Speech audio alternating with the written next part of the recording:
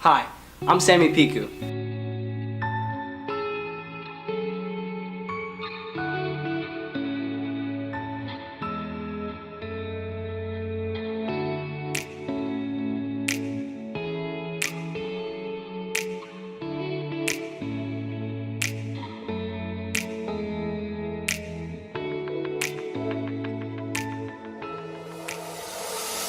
Welcome to the Speak Life podcast. We have in studio today Samuel Picou. And I want to read off his bio because it's very impressive. He was first discovered on season 5 of NBC's The Voice. Samuel is a husband, worship leader, pastor, rapper, singer, songwriter, and business owner. And I just found out he's a watch collector as well. Samuel focuses on inspiring others using a positive message. He is a voice for anti-bullying as well as through his book, Beyond the Cover, which goes through his condition with alopecia, in which he was diagnosed at a very young age. Make sure to follow Samuel on Instagram and keep an eye out for his future podcast features and music releases on all streaming platforms. Let's welcome Samuel Picou. What's going on? Great to see you. Great to see you in studio. Yes, sir. So let's kind of get into your story and take us through what brings you here today and where God has brought you from. Yeah, so really, I grew up out in, I was actually born in Louisiana. Not a lot of people know about that, but I was born in Louisiana, right near Baton Rouge. Got the great food out there. Soul food was like crazy, right? Yes. But but I was, just really young when I was out there. My dad and mom, they were both in full-time ministry, both pastors. They were children's pastors and mission pastors, actually. And so, me, my little brother, and my sister, we were raised in Louisiana, moved to Texas. And then from Texas, because of my dad, he left the full-time ministry, went right into business. So we were moving quite a lot. And then from Texas, we moved to California. That's a big change. Very big change, weather, everything, right? But we went straight to California, and I went right into a different school, different, place. And, for me, since I was very young, I've had alopecia. It's an autoimmune disorder where your hair follicles are attacked by your immune system. And a very small percentage of people get this, and a lot of doctors don't even know why it happens. And so when it happened to me, there's a lot of questions. I was bullied a lot in school, and then the moving around a lot didn't help at all. Because you're always the new kid? You're always a new kid. You got to be introduced to the whole class. And, the teachers thought it would be a good idea to just tell everybody off the back, hey, this guy has alopecia. So if you have any questions, you can bring them up to him. But they would always try and help me out a little bit. Yeah. But I would get in a lot of fights at school, man. And I would always say I'm defending myself. I was just a troubled kid. And, I'd be brought in the principal's office, all this kind of stuff. But we moved in that period from probably about to elementary school, to middle school, to high school, probably about 18 times. A lot of times. And my mom would always say it was because a lot of the relationships my dad had, they didn't go too well. When I was young, we were in the church. My dad was a pastor. And seeing my dad be a pastor is the most inspiring thing to me ever. And even that my mom and my dad had like a really great relationship. I mean, we'd go on mission trips, with my whole family, and so that was like really inspiring to me, seeing my dad in that level of leadership. And from there, I didn't know that I was called to be a pastor, but I knew that it was always around me, the pastoral leadership, whether it was in the home or whether it was in the church or on the mission field. But either way, I saw the power of God at a young age. And growing up, in California, there's not a lot of that around. No, there isn't. Unfortunately not. It's usually a lot more in the Bible Belt area. That's right. Right? That's right. But it was great, being in a family that knew God. Yes. And that had some foundational values that were biblical. That was very helpful, So I think I was, very blessed growing up, even though I had to deal with alopecia and the questions and the looks and the bullying and the stares and all those things. I still had a pretty strong biblical foundation that I was growing up out of. But I would definitely say, growing up in California, getting older, I really began to focus on, I was like, what's my purpose? Yeah. What am I here for? I grew up in church. I knew it was good to go to church. I knew it was good to lift my hands in worship. I knew I was singing on the worship team. I knew it was good to sing and to do things for God, but I didn't know that it was godly. Yeah. I didn't know that it was righteous. I didn't know that it was a lifestyle that I needed to commit to. And I think it's funny because I know that you'd shared that you'd grown up in church before. We were talking before. Yeah.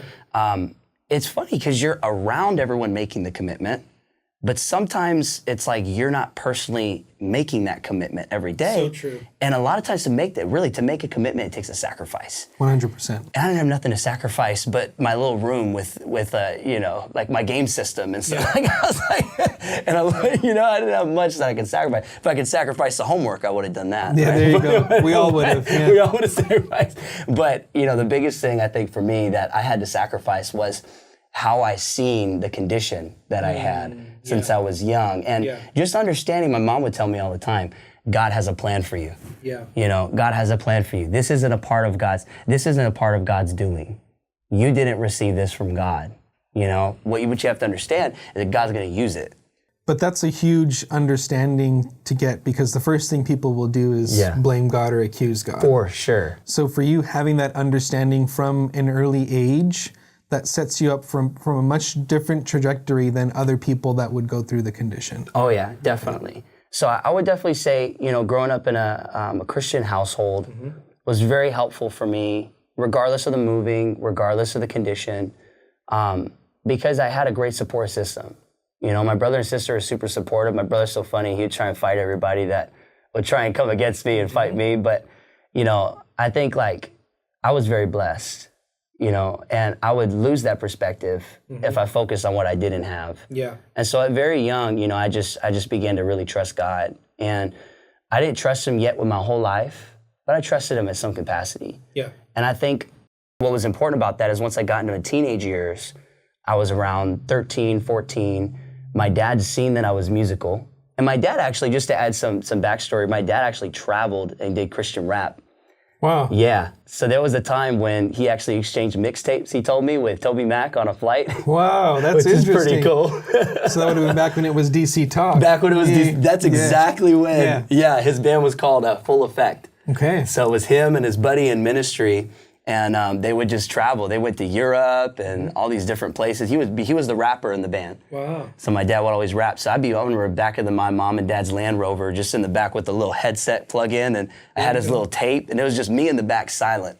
Yeah. And my parents probably thought I was like the best behaved kid, but I just loved his music. So I was always silent, and my brother and sister are fighting in the front. I'm just rapping his lines, cool. That's learning. Cool. And so I was always inspired. So you had that generational background in ministry and in music coming from your dad. Oh, for sure. And so when did you really start expressing yourself in music, you know, doing it for yourself? I remember there was a talent show, and I write about it in my book, but it was one of the first moments that I wanted to show everyone what I could do. And I was always counted out, right, because of the alopecia stuff. So I never really did that. That was big for me. Like, I was not good at sports. I was horrible at sports. So when I did music, it was like, this is what I love to do.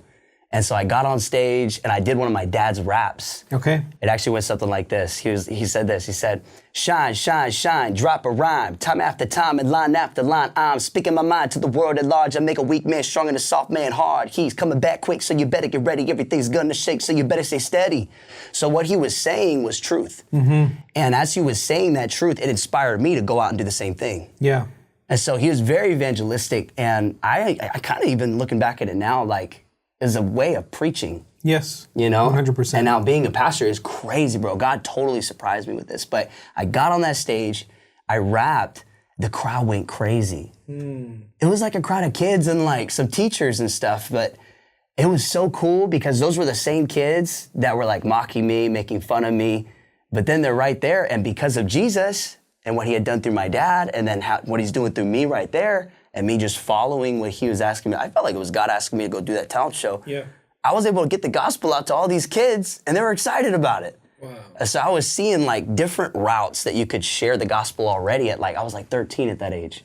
Wow. It's crazy. So then where did that take you in your musical journey, and how did you progress with that? So from there, my dad just got inspired. I seen it. Like, he bought me a whole studio. It was like, man, thousands of dollars. So he saw the talent. Yes. And he started investing. We were very well off financially at that time. So we had like a house and everything in Rancho Cucamonga, actually, which was great. And so, you know, he invested in me, and we spent hours. I remember hours, like late at night, trying to write raps. He was writing raps with me. And then we wrote a whole album together. And we put that out, sold it, and used the money to go to Panama, Ecuador, Guatemala, and go and reach people with that music. Fantastic. Which was really cool. So I just seen a major investment from my dad, and he inspired me. When he did that, I was like, whoa, okay, cool. So this is our thing, you know? That's awesome. And so from what time did you start really kind of pushing it out there? So you did these different things, going to South America and all of that. Yeah. So where did you kind of lead to getting onto The Voice? Oh, yeah. Great question. So right after, it's so funny because God knew what I needed to do before I did The Voice. And so he prepared me a lot on the mission field and getting me in front of people I'd never met before in my life, but knew that they were in a desperate situation. Yeah. And I'm just this kid from California with alopecia, something they probably wouldn't even know how to pronounce. And I'm there, and they're not seeing me any different. Yeah. It's crazy. So I go to Guatemala, Panama, Ecuador with my brother, my sister, my mom, my dad. We all went together. We're on these buses. It's an organization, you know, and God bless his family, but his name is Steve Goley. He had passed away actually just recently, about a year ago. Okay. But he would lead this organization with my dad. It's called Never the Same Missions. And so I went on this trip, and what the goal of the mission trip is you take all these different churches and different Christian schools, and you get some of the parents to take their teens to go on these trips. So it's a teen-centered trip. Got it. And so it's really fun. And so you get exposed to what's going on in those countries. At a young age. Wow. And if you know anything about the missions, it's very hard to get teenagers and kids across, you know, across the seas. So it was a big deal for us. But summertime, we all went over there. Me and my friends, we raised money with the music like I was mentioning, and we went straight into these places.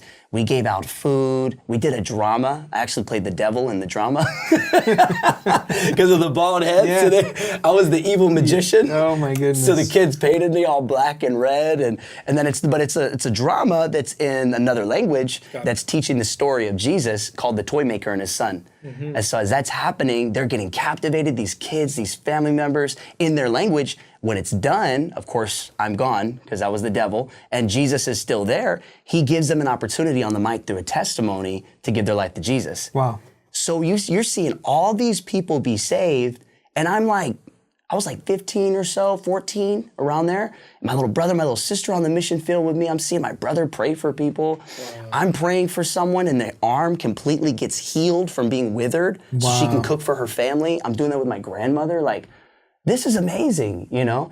And I'm just seeing the power of God at such a young age. I don't quite yet probably really understand how awesome it is because I don't know desperation yet quite, but I'm seeing that it's good, and I'm seeing it's powerful, and it's cool that I get to be a part of it, and I get to rap, right? I love rapping.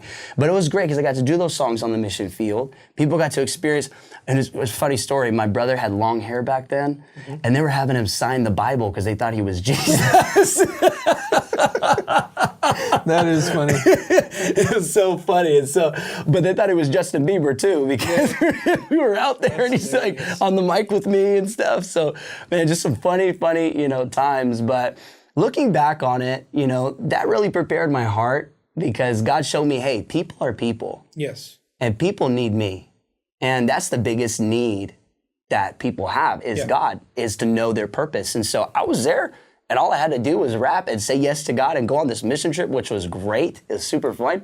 But people got to know their purpose through that. Sign me up. I'm down, right? Yeah. But a lot of that boldness was developed there on that field for another field, and that was The Voice. And so I really believe after that, when I came back, man, I was on fire. But the problem was that I wasn't even really a part of a church. Yeah. And so I wasn't able to do anything with that fire. Got it. I just went on a trip, I came back, and the fire started to diminish. The only place I knew where the fire was in my music. So what I did was through that studio, I started developing music. My mom started to really like it. My dad started to like the music, started to put it out, started to do music videos. I'm like, this is what I'm called to do.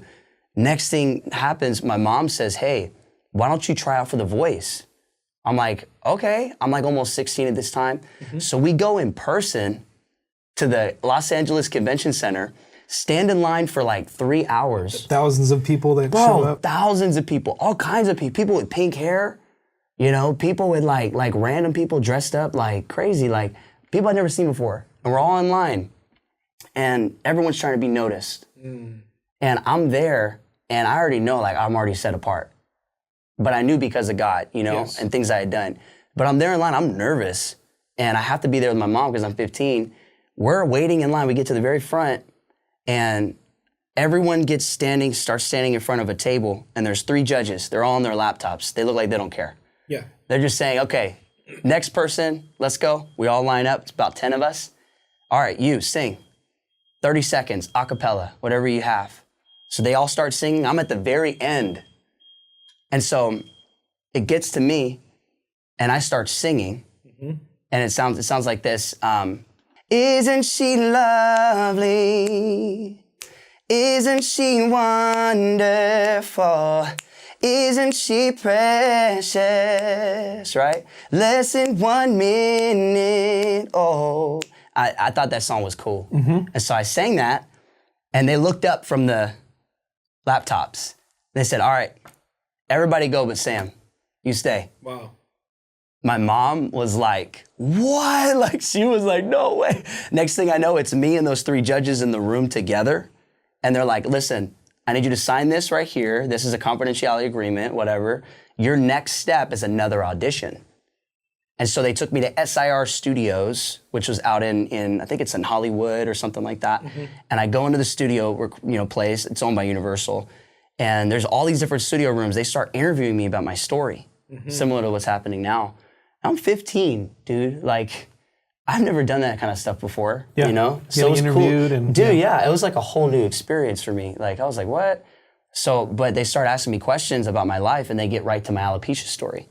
So I start sharing that, and then they stay on that for a long time. And I started to learn, like, whoa, this sets me apart with God, yeah, but I have a purpose, yeah, but also there's a purpose for this here in the world at another level. And there's a platform for it. Dude, people loved hearing about it. So I felt really special, you know? And especially with the music, it was cool. So I made it through SIR Studios audition. After that audition, it was another audition. But this one, have you ever been on the trams at Universal Studios? Yes. The little tour? Yes. You know when you're driving through the city? Yeah. That's where the other one was. Okay. And so you go there, in the studio. And it's in front of Mark Burnett, who does Survivor. He does the Bible series and stuff. He was there. They're awesome. They're all there, but it's kind of like more of a, like, it was an executive round, I guess. You have to be audition for. So I put together not only singing, but I did rapping. I did Michael Jackson, I Want You Back. Oh, baby, give me one more chance. That one. And then I did like a rap too. So just so they could see that side of me. And then I danced. Wow, you so did I went everything. through I went through the classes. Wow. Like, it was fun. But I'm like, I'm going to give it everything I got. Yeah. You know, I know how to play guitar, piano as well. So I did that in some of the auditions too. But when I went that audition, it was very like low light. You had a lot of the casting producers there and things like that. I didn't know any of them except for like 1 or 2 through the process of the show. So when I'm there, they have some candles lit. It was like very laid back, like rugs and like only 2 studio lights. It didn't really feel like a studio. But they said, okay, go ahead and you can start singing. They're all smiling. They're excited because I had a story, you know, and that was important to them, probably for the viewers, which is cool. So they had me sing, and they said, all right, thank you so much. And there was nothing. I was like, oh, snap. So I go outside. My mom's like, so what'd they say? I'm like, they didn't say anything. I'm like, oh, man, why did they do this to us? They have to tell us later. Oh, my goodness. Like, you'll get an email. I'm like, oh, my gosh, come on. that's the worst. No immediate feedback. No immediate feedback, man. And we can't tell anybody because we signed the confidentiality. You can't put it on anything. So they had me clear my whole Instagram about stuff, like everything. So I get home. I'm still making music. Month goes by, 2 months goes by. They give me a call. Hey, we want you at Universal Studios at one of our stages to do the blind auditions. Oh, wow. So we're going to have you come to a hotel, and we're going to shuttle you back and forth. There's going to be a wardrobe day. There's going to be interview day. There's going to be, they said, what was the other one? Like vocal lessons. You're going to stay in a hotel with people from American Idol recently who were just on, and people who are just like yourself who need to go on this next, series or whatever. I'm like, wow, let's go. So I literally moved out. I was a teen, so I had to do homeschooling at that point. So I literally had to transfer. I was in freshman year, and I transferred, and so I was doing my sophomore year on homeschool. Wow. So I had to say again goodbye to all my friends and say hello to this here. So not knowing it's a calling, bro, And sometimes with your calling, and this is just like a pause moment, but there's people that can't go with you to where you're headed. 100%. And that's not their fault, and it's not your fault. it's your calling, and God needs to get you around certain people so you can start thinking differently, you know? And I didn't know where I was headed, but I really felt like I had to say goodbye to some things in order to get to the place I was going. How big was it that your family really supported you in what you wanted to do? Oh, bro, it was literally the best. Because they wanted me in sports so bad. They wanted me to be my little brother with the sports. Like, my brother was really good at sports. My sister, she was like, they're trying to get her into acting and stuff like that. But they just wanted to be supportive in whatever we were passionate about, you know? And I think at times, like, I was a little frustrated sometimes because their support meant everything in the world, but their support couldn't get me there. Yeah. It could only keep me stable, you know? And so God does that. He puts those people in your life like your parents, you know, but they can't get you to where you need to go. You can't make them your God, you know? And I think I had been through a couple pieces to where I was like making my giftings my God, making my parents my God, you know? And when you do that, it's sad because they can really determine your character as far as like how you see yourself. And it can be to a, you know, sometimes a detrimental point of view, you know, especially like how we're going to get into it soon, but like the divorce and everything, you know, because I had made them my God, you know, I was not seeing my calling, and it was right in front of me the whole time, you know, and I was thinking like, oh, my calling is to just go and do what my dad did, or to go and do what my mom did, or to follow their footsteps, which could be partly true, but God wants something special for you, and you'll miss it if you think that it's all in a person, you know? So anyways, I found it really nice that, you know, my parents were very supportive and invested money and invested time, you know, to areas that I couldn't put either of those things into, you know? So, but yeah, just to continue with the story, you know, from the hotel we were staying in, I met people that I'd never met before in my life, but that were gifted like me, and none of them judged me because of how I looked. In fact, they said, you're probably gonna make it farther in the voice than me because of your story, and because of how you looked. And I had all the hope in the world. I was excited. You know, fast forward 90 days of being in that hotel, I actually got the chance of being on the stage with CeeLo Green, Christina Aguilera, what's the other guy? Adam Levine, and Blake Shelton, right? The four. Yeah, come on. Hey, what's wrong with the world, mama? Yo, people living like they ain't got no mamas. Yo, I think this whole world addicted to the drama. They only attract the things that be bringing the trauma. It's so crazy how it happens so fast. I'm backstage, and I'm just hearing them speak. As every person's going up on stage, you're right there, they're loading you back up. Okay, it's your turn. They're gonna sing, they're gonna be done soon, and then it's your turn. So I was nervous, bro. But I'm praying, but I'm also on camera. They're filming this whole thing. So it's like, man, I gotta be bold right now. Like, what am I doing this for? To please people? Like, should I pray right now or should I not? And so I prayed, and I was like, God, I need your help here. Like, I don't know what's gonna happen, but I trust you. And sure enough, they're like, okay, go. And they had like the headset and everything. Bro, I'm 15, bro. I'm so young. I'm like, oh my gosh, I'm so scared. But I go out, and it's way smaller than I thought it was. Okay. And you just see, from the instant you walk out, there's a little bit of like ground. You look to the left, hundreds of people, like this big little like stadium. And so I try not to focus on the people. I just try to focus on where I was going because it was dark. And so I'm walking on the stage, and there's a whole live band that plays with you as well. None of it's a track, as far as I know. But the live band was there, and the lights are off, and the lights went down. I just hear, okay, here we go. 1, 2, 3, 4, boom. And it's Where's the Love by Black Eyed Peas. And so I start doing the rap. I start singing right after. I gave it my best, bro. I think I even hit my knees at some point when I was singing. Like, I was like, I'm gonna give it your all. I literally gave it my all, bro. I'm out there. And by the end of the song, no one turned around. Oh, man. Bro, I was like, is this a bad dream? Like, what is this? Like, this doesn't make sense. That was my first thought. Wow. And even as I was singing, towards the end of the song, I looked out in the crowd and I thought I seen someone laughing at me. And I was like, what? Like, what does it make? This has to be a bad dream. I just felt an attack, bro, immediately, like on my emotions, on the whole moment. I just wanted to go home. I wanted to give up. I was like, heck no, bro. Like, this is done. So that happened. Song ends, lights come up, and the crowd starts like, you know, clapping and stuff, because that's what the sign says. And then all the judges turn. So I see them all right there. They're in front of me, but I can't get to them. and there wasn't a connection.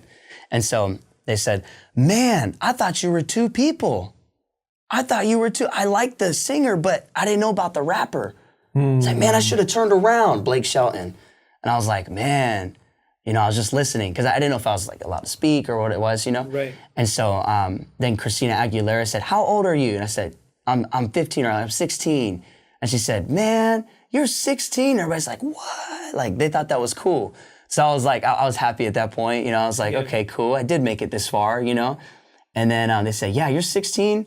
You just really got to focus on your craft. You have a lot of time, focus on your craft and you're going to be in a great position. And that's what I asked them. I said, how do I get from where I'm at to where you are? And back then I seen it as a position of influence, but I didn't know I could have influence where I was right there. Yeah. And so a lot of times for anyone's listening, we can think that influence comes from a position, but don't work yourself to the point of death for a position. That's when right. the true influence comes from the Lord, and it comes from where you are now and you being thankful now and influencing your family, influencing those around you, being an influence in your church. Even if you don't have the position or title of pastor, anyone who's listening, bro, like they can still be a pastor right there. Absolutely. Just care for people. Yeah. Show them God's love. Don't hold back because you want something that's evil. Release God's love that's inside of you. You're gonna have God's love in that position anyway. Yeah. So I think the biggest part for me in that moment was like, man, out of body experience. I didn't get chosen. I got rejected. I'd been rejected my whole life. I didn't think it was because of alopecia. I had an identity crisis. Yeah. So I thought it was just me. And when no one turned around, at the end, they walked me down to this room and they were gonna do some therapy with me because that's what they normally do for people who, and I was like, I was just like literally like a stone. Like I was like, I don't even wanna talk right now. My mom's like, let's just get him home. She's crying. I'm in the car on the way back to the hotel, grab my stuff. I was just depressed, bro. But that showed that it was more about that stage than it was about my development for me. And so that really told, a big story, which was I truly didn't know the Lord yet. If those things can impact me so much, a no, right? Or expectation is just failed and it's not what I thought it would be, then how could God blow my mind? Yeah. He couldn't, because my mind and my expectation is here. And if he doesn't meet this specific thing, he's not my God. And so I didn't know the Lord. Yeah. I knew who he was. I knew he was good, but I didn't know him. And so if I didn't see good in my life, I didn't think he was there. And then how did you kind of face that rejection? Because, you had all this time and effort and energy invested, your family's time, energy, and invested. Right. And so now you're facing this rejection. Yeah. So how do you come out of that? How did I come out? Man, I'll tell you what, bro, I struggled with it for a long time. I would say, the next 5-6 years were spent in that rejection, in and out. I just dealt with it in different ways. Got it. And tried to hide it through relationships. After that, once it aired on the show, I was like famous at my school. Like everybody was like, oh, look at this guy, because I went back to school in person.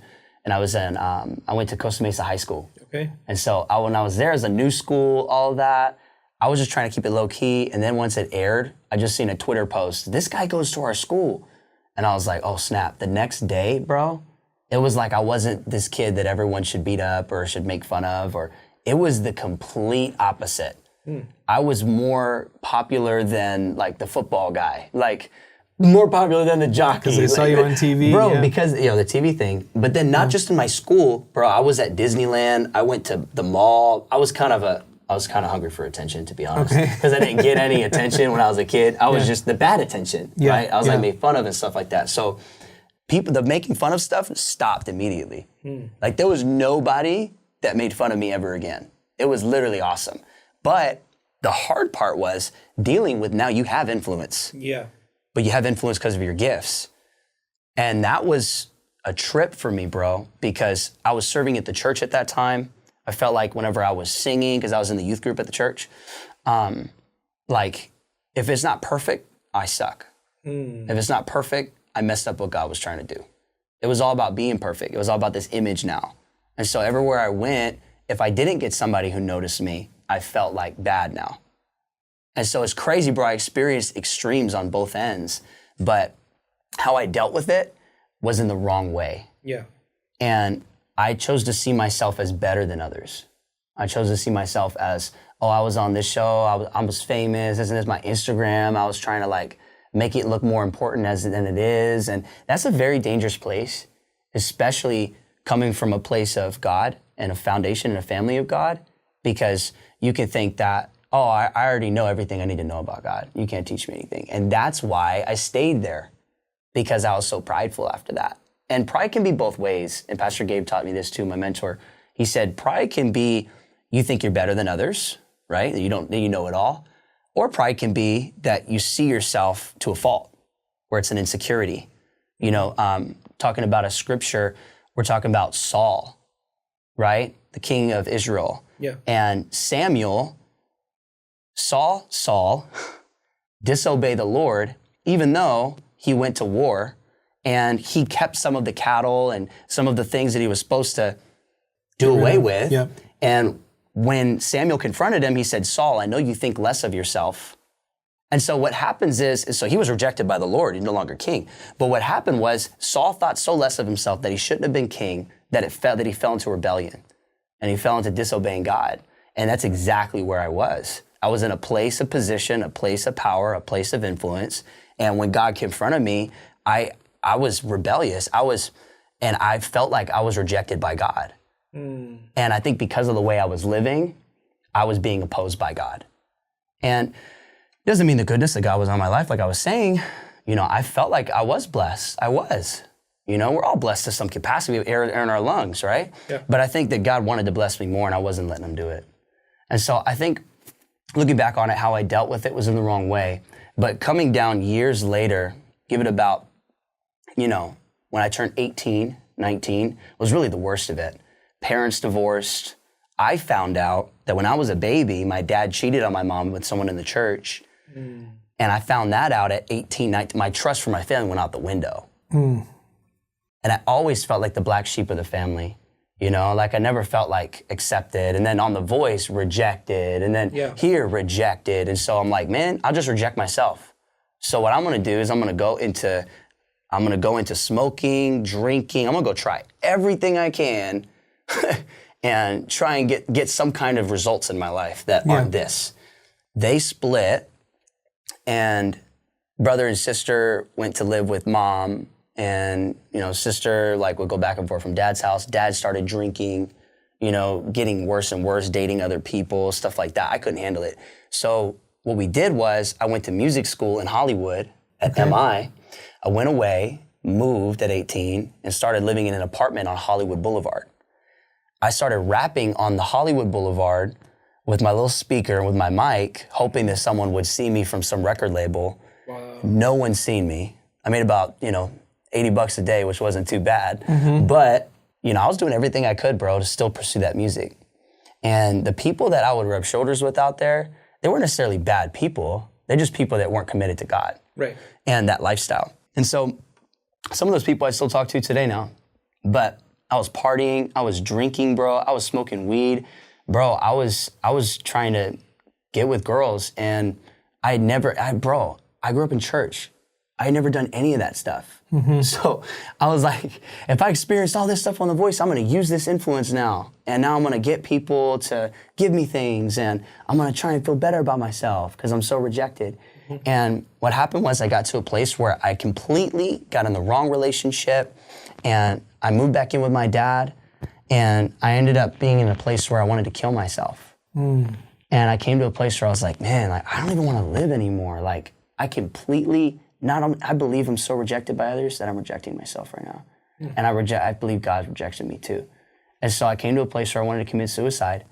And that was when I left my dad's house and I moved out to my uncle's house in North Carolina, because my mom just couldn't see me like that anymore. She's like, you gotta get better or go to the Army.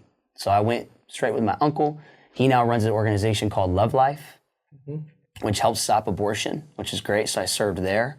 God kept me in his hands, you know, and I was still in church and things like that, but I was a wanderer for sure. It wasn't until I met Pastor Gabriel when I moved back with my mom in California, and I needed a place to stay. My dad wouldn't let me live with him. My mom really didn't want me living with her because I was just pushing everybody away.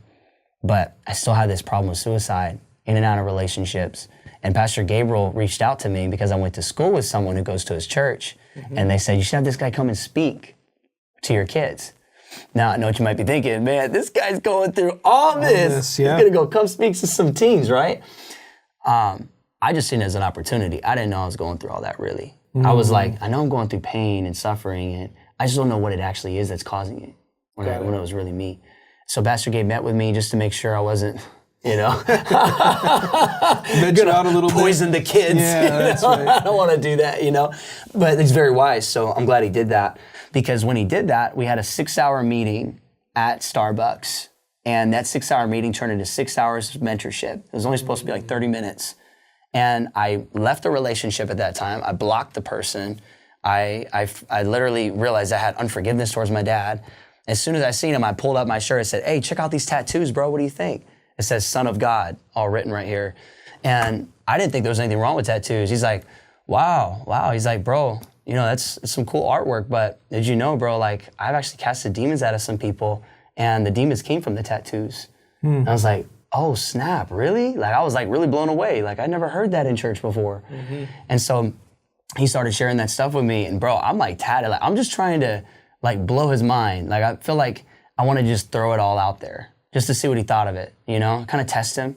All your guards down, just let everything out. Yeah, exactly. And so I start crying, bro. And I'm like, man, I don't even have a place to live. We're in Anaheim at the time. He's in San Bernardino. I'm over here in Costa Mesa with my mom. So, that's a drive. So we're there. And he's like, bro, you need a place to live, bro? Just come live with me, bro. I'm like, what? He's like, come live with me, and we can talk more about it and stuff. But you need mentorship. And I had never had mentorship. I never really probably heard that word before. Yeah. That was never a thing. My dad barely mentored me in like our music. He never really like spiritually did Bible studies with me and helped me grow in God. It was more so like a collective effort from the church and friends and things like that and the Christian school I went to. But, when he said that, I was like, wow, that's a good idea. Let me talk to my mom. I talked to my mom. She loved the idea. I moved in that week. Wow. Bro. Still working in Brea, driving to his house, going to church though, but committed as a disciple. He moved me in. I shared with him. I blocked my dad because he had hurt my feelings, stuff like that. I even wrote a song about my dad and I performed it and stuff. It was horrible. But I told him about all these things. Like, bro, you got to forgive your dad for everything that he did. And you have to just release that because if you don't, it's poison to you. And I was like, okay, all right, I'll do it. Let's forgive him. I was just so yes, because I had been in church for so long, I knew it was good. Yeah. And so I was like, let me just do this. And God really blessed me for it. Gabe moved out of that house. I ended up taking it over, turning it into a men's home for aging out foster kids with the church. And then from there, I met Alexis, my wonderful wife, there at the church. Wow. And she had been on mission trips before. And we got married. I moved out of that place after a year and like some change. And, I went on staff with the church right after that. I think it's interesting in your story that as a youth, you were involved in going and ministering to people in South America, okay? And you were meeting people at their point of desperation. Yeah. And God brings it full circle and brings someone to minister to you at so your true. point of desperation. Wow. Yeah. And to kind of see that pattern, and God never wastes anything. Wow. Yeah. Every part of our testimony, God will use it somehow for His glory, right? Yes. God works all things together for the good of those who love God and walk according to His purpose. That's right, yeah. And so now you come into this season where God always looks for desperation. And I think there's a time in our lives, and I think the Western church kind of misses that. And that's why we see so many miracles, signs, and wonders in other countries, is because we've lost that desperation for God in the Western church. And so at your point of desperation, God meets you again. And what does that do for your relationship with God? Man, I mean, I'd always question, is my testimony even powerful?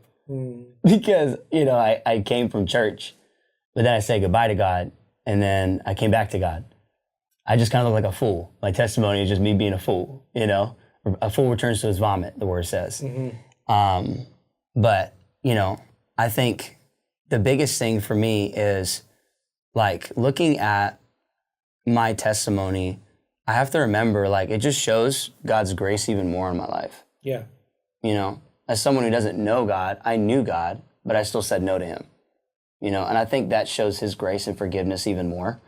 And looking back on my life, bro, like, man, I think it's crazy that I did get to experience influence at a high level, even though I felt like I was going to be the last one to experience that. And I think that just shows that God's in control of the high places and he's in control of the low places. Yeah.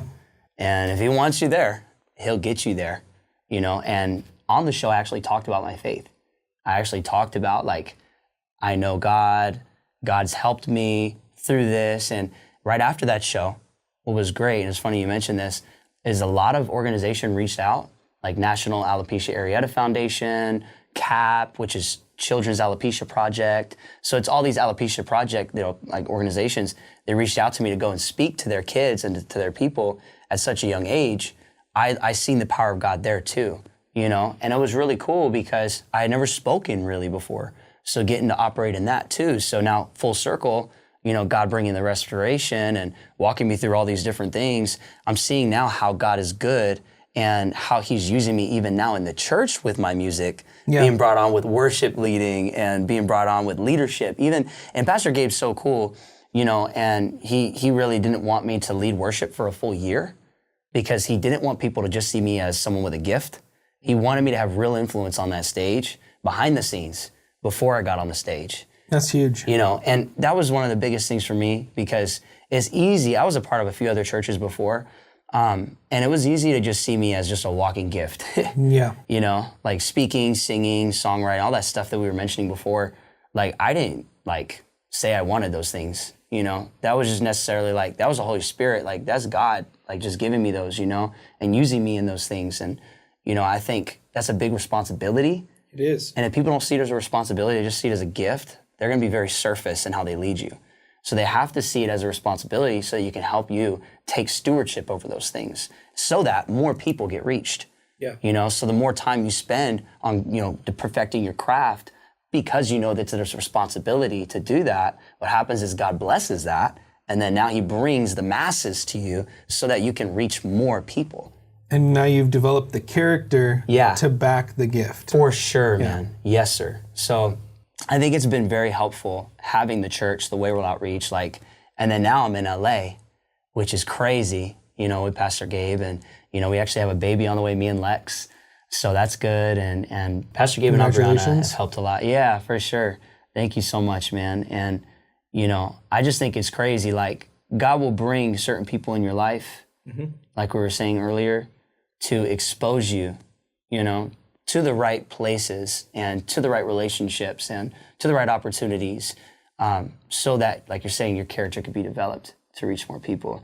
Fantastic. Yeah, man. Let's get into the book. Yeah. So now you've developed this platform and we've really heard an amazing story. So what kind of took you into wanting to write the book and kind of tell us what it's all about? Yeah, so I actually wrote the book, Beyond the Cover.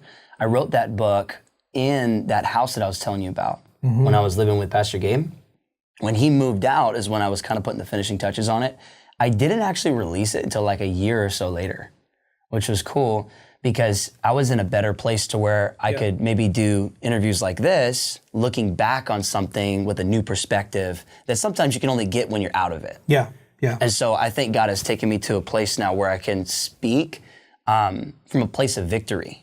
Because there's a lot of battles I had to go through that I talk about in the book, whether it be rejection, fear, bullying, even things that I was encountering just coming to God again, And so it's really my story, and it's a short read, but I think it's really, inspiring for people.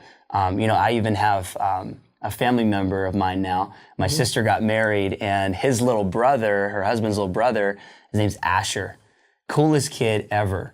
And I got him a copy of one of my books. And so he actually has alopecia. Wow. And he's had it since he was 7. So super young. And it's great because, I think God did that for a reason. And now he's got a little piece of hope that he can have with him. There's someone else out there, like we were talking about earlier, that he can relate to. And then when you relate with somebody, you can really receive everything they have to offer. 100%. So I'm just happy that God has put some things in my path that have ended up being an opportunity for someone to receive something from. And what can you tell someone that is kind of going through a season of rejection and a season of setback. What can you kind of offer them from the book? Yeah, well, I would definitely say perspective's everything. So you have to stay thankful.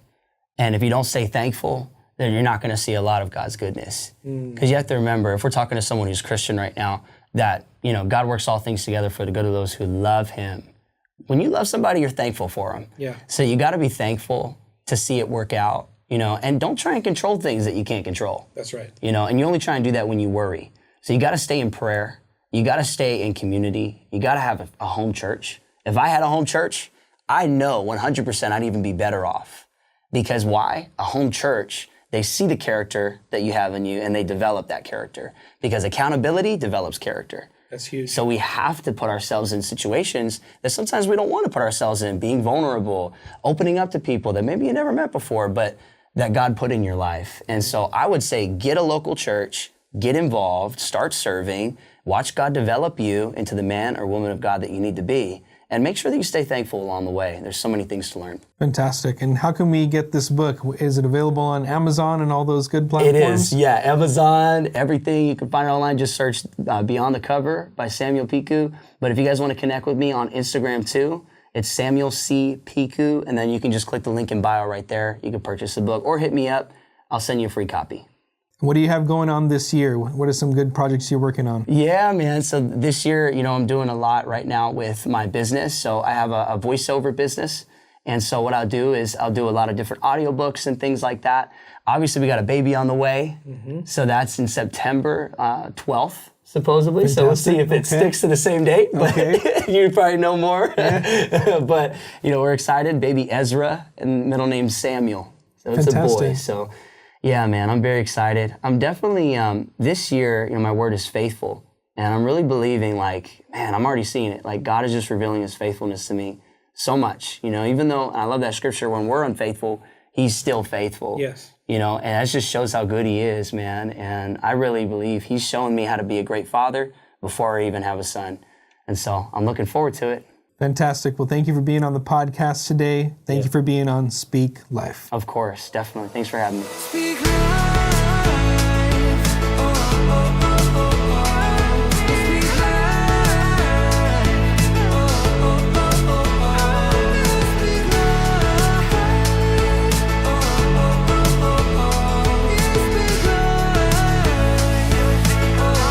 oh, oh, oh. Some days life feels perfect. Other days it just ain't working. The good, the bad, the right, the wrong, and everything in between.